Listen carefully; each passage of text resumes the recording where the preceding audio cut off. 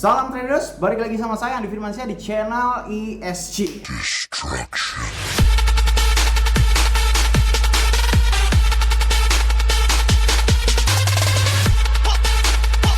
Oke, karena banyak sekali yang mempertanyakan, Bang, kalau lu ngerasa jago kenapa nggak main di Binance? Walaupun saya sudah berkali-kali ngomong bahwasannya akan ada saatnya gitu, akan ada masanya bahwasannya saya main yang katanya adalah market top 1 dunia ya gitu ya. Nah, tapi sekali lagi saya bukan ambasador siapapun, saya menjelaskan berdasarkan pengetahuan saya menjelaskan berdasarkan apa yang saya lakukan dan apa yang bisa mendapatkan keuntungan bagi saya. Dan apa yang sangat-sangat paling baik untuk saya tradingkan gitu aja sih. Untuk sekarang saya masih nyaman-nyaman aja di trading di Bityard, di Snapex. Kedua hal tersebut masih sangat amat nyaman gitu ya. Tetapi karena mungkin banyak sekali yang ngomong ya tentang Binance Future itu bedanya apa, kemarin sudah saya jelaskan di dalam video ini. Tetapi sekali lagi, kenapa video-video penting seperti ini jarang sekali ada yang nonton. Masih viewernya antara 1000 orang aja gitu. Padahal ini sangat penting gitu kan. Banyak orang yang so tau bahwasanya futures dan leverage itu sama, padahal itu kedua hal yang sungguh sangat-sangat berbeda gitu ya. Nah, dari sini semuanya kita langsung coba kita main ke Binance Futures, siapa takut. Oke. Sebelum itu jangan lupa klik like, comment, dan subscribe ya. Logikanya kalau misalnya kalian nggak subscribe, ngapain saya buat video lagi. Nah, ini kita langsung sudah masuk ke dalam Binance Futures ya. Jika kalian ingin daftar di Binance Futures ya kan, kalian ngikutin. Nah, ini mumpung awal-awal kayak begini, kalian nggak ketinggalan materi-materi apa yang saya sampaikan gitu kan.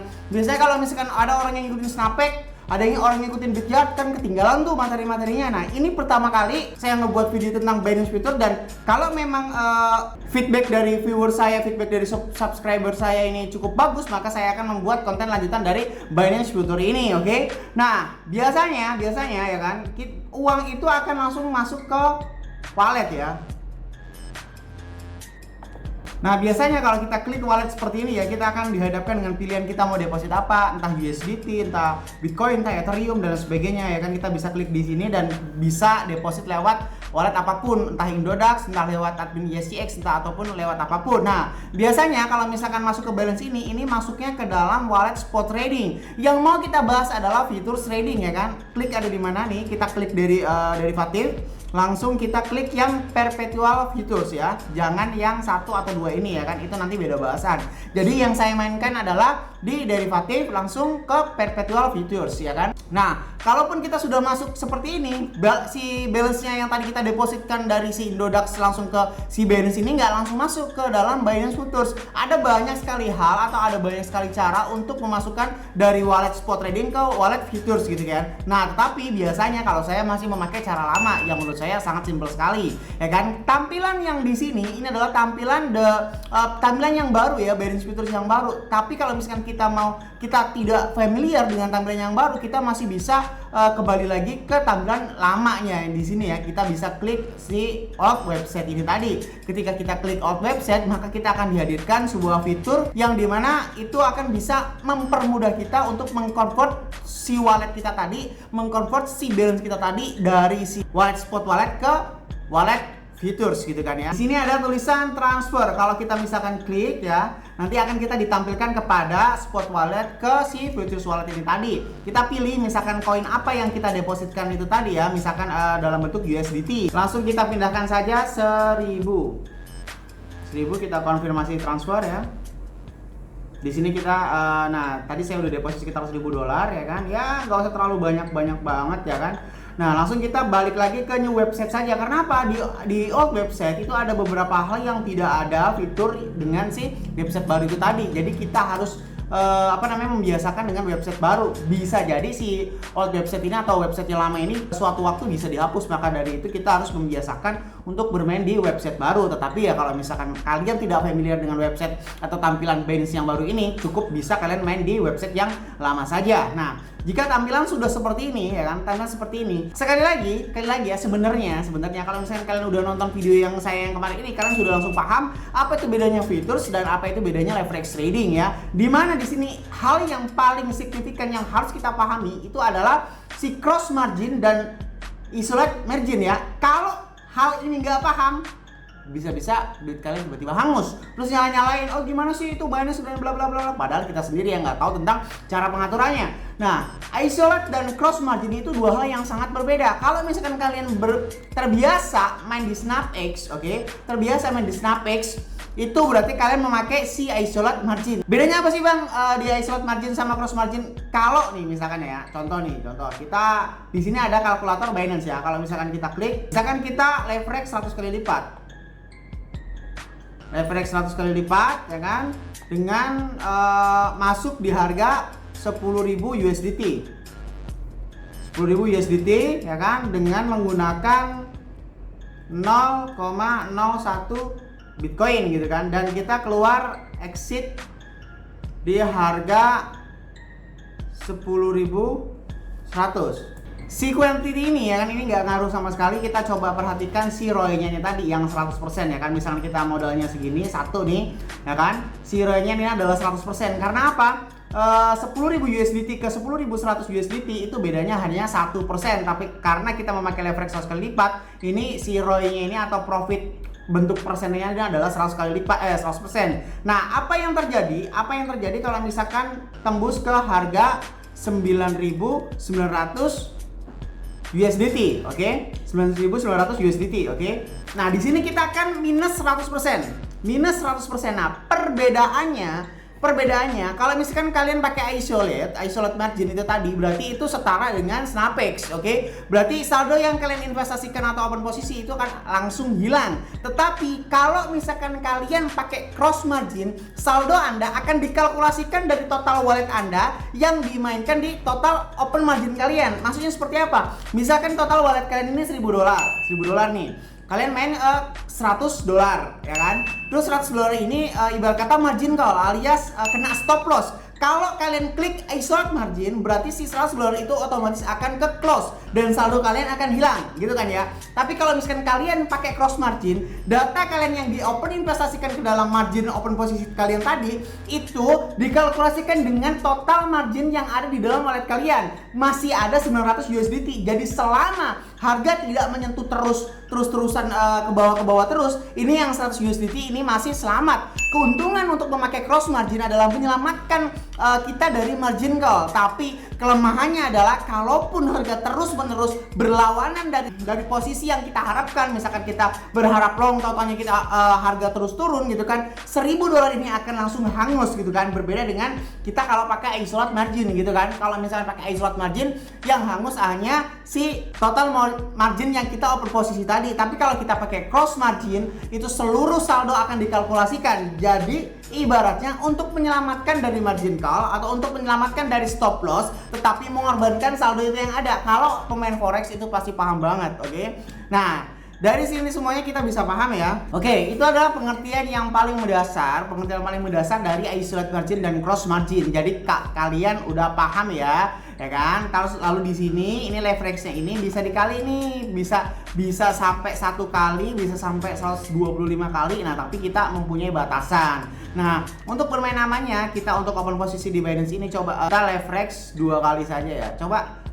Kita coba penasaran leverage 1 kali itu gimana rasanya nih? Ya kan? Ini leverage 1 kali saya menggunakan isolate margin ya. Saya akan menggunakan harga market ya. Kalau misalkan harga market itu berarti kita langsung open posisi. Kalau menggunakan harga limit berarti kita menunggu harga sesuai dengan apa yang kita tawar gitu kan. Nah, kalau misalkan kita harga market biasanya langsung masuk ke open posisi 0,01 Bitcoin saja. Nah, ini total USDT. Kita short. Nah, ini ya. Ini total margin kita ya kan 96,54 USDT ya kan. Ini adalah total keuntungan kita nih ya 0,05 atau 0,06% ya kan. Lalu di sini kita bisa melihat data masuk kita tadi waktu ke harga 9657 ya kan, 9657. Liquid price ini berarti kalau harga mencapai 19.234 itu berarti kita akan loss gitu kan ya. Tetapi kalau misalkan harga belum menyentuh $19.234, kita masih akan terus aman. Nah, misalkan dalam artian kayak gini nih, ini si size-nya ini adalah total dari kerugian kita ini kan. Ini leverage-nya 1 kali lipat, oke? Dan di sini ada dua pilihan. Ada market, ada limit. Kalau kita klik market, kita akan langsung close posisi apapun, mau ini minus ataupun dan sebagainya. Nah, tapi kalau kita klik limit, kita bisa atur nih kapan kita close posisi. Misalkan kita di sini 9657 ya, 9657. Misalkan kita close di harga 9600 gitu kan. 9600 ya kan. Kita klik limit. Nah, berarti waktu harga 9600 ya kan, waktu di harga 9600 itu berarti kita langsung close posisinya. Tetapi apabila kita klik cancel lagi, maka ini akan tidak ada batasan tertentu ya kan, tidak ada batasan tertentu. Mau kita langsung close manual atau kita limit lagi, itu masih bisa ya, masih bisa di sini. Nah, di sini kita sebenarnya sama saja seperti Snapex, tetapi perbedaan yang sangat signifikan di sini adanya banyak leverage yang pilihannya ini banyak gitu kan. Contoh ya. Logikanya kalau kita memakai leverage 1 kali lipat ya kan, berarti modal kita tidak bisa berkali lipat gitu kan ya. Jadi liquid price-nya ini masih jauh banget guys, masih 19.234 gitu kan. Berbeda dengan Snapex yang minimal itu 10 kali lipat. Sebenarnya nggak ada yang salah ya. Nggak ada yang salah. Binance Futures nggak salah, Snapex nggak salah. Kalau Snapex itu logikanya gini, kalau nggak ada kalau diadain kali lipatan 1 kali lipat, 2 kali lipat, berarti dia melupakan statement awalnya gitu kan, dimana dia menawarkan sebuah keuntungan yang besar dengan modal yang kecil gitu. Maka dari itu dia membuat minimal 10 kali leverage. Nah, tapi kalau Binance ini beda kan, Binance ini sudah menyandang gelar top market dunia, jadi terserah. Jadi dia mempunyai pilihan leverage 1 kali lipat hingga 125 kali lipat. Nah, tetapi perbedaan selanjutnya adalah di sini adanya order book ya kan, antara order sell dan order buy ini ya kan, ini transparansi ada di sini. Nah, ini bedanya, salah satu perbedaan futures dan leverage itu tadi. Kalau leverage tidak ada open order book dan market aktivitas ini nih, market aktivitas di sini nih. Tapi kalau misalkan futures itu ada semuanya ya kan. Nah, dari sini semuanya secara tidak langsung kita sudah bisa menyimpulkan tentang kekurangan dan kelebihan Binance Future ya kan. Yang dimana kelebihan Binance Future kalau misalkan menurut saya adalah fee-nya jauh lebih kecil, resikonya juga jauh lebih kecil ya. Tetapi kekurangan Binance Future dibandingkan Snapex adalah kalau misalkan Snapex itu gimana ya, lebih simpel aja gitu, lebih simpel daripada Binance yang kadang-kadang orang ini nggak ngerti ini reduce apa, margin ratio apa, dan sebagainya. Ini semuanya nggak ngerti semuanya. Dan kadang-kadang kalau misalnya orang salah pencet, kita nggak mencet si iSlot ini, biasanya kan pilihan pertama itu cross margin tiba-tiba modal kita pasang short, tiba-tiba harga terus long, harusnya cuma loss sekitar $100, tiba-tiba loss $1.000 ya, karena kita memakai cross margin. Di sini yang paling fatal adalah kita jangan lupa memakai cross margin dan iSlot margin gitu kan. Di sini juga kita bisa mengatur segalanya hampir sama semua seperti Snapex ya kan. Ini kita juga bisa memilih leverage lebih kecil dari sebelumnya gitu, supaya kita bisa menggunakan titik aman gitu. Tetapi ya nothing perfect ya kan, nggak ada yang sempurna gitu, mau kalian main di Binance Future, mau main di Snapex, mau main di Bitget, mau main di Indodax, semuanya sama aja gitu kan. Tetapi kalau misalkan main di Indodax ya menurut saya adalah jauh dari kata enak gitu kan ya. Kalau misalkan main di Indodax kita ya jual beli begitu aja. Tapi kalau di Binance Futures kita masih bisa open posisi long atau open posisi short, tergantung analisis kita. Jadi mau harga turun kita masih bisa tetap profit gitu. Bang, kalau misalkan nanya logikanya, berarti mungkin kalian baru kenal saya ya, kalian baru kenal Andi Firmansyah. Sudah saya jelaskan kenapa harga turun itu bisa untung, sudah saya jelaskan di video yang ini ya kan. Fakta dan konspirasi leverage trading itu hukumnya sama dengan futures trading, tetapi perbedaannya adalah itu tadi. Kalau futures trading itu identik dengan market real, kalau misalkan kalau leverage trading itu adalah over the counter market ya kan. Lalu terus adanya iSlot dan cross margin ini ya.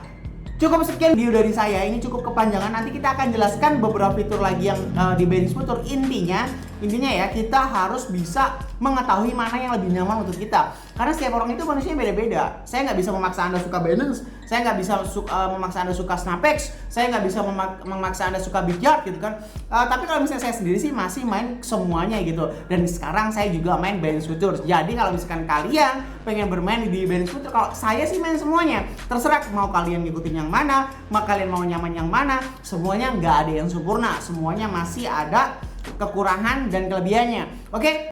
Oh iya, satu lagi. Kalau misalkan di futures itu tidak bisa instan eksekusi ya kan. Pokoknya lihat video ini deh. Lihat video ini pasti paham perbedaan futures dan leverage tentang kekurangan dan kelebihan ya.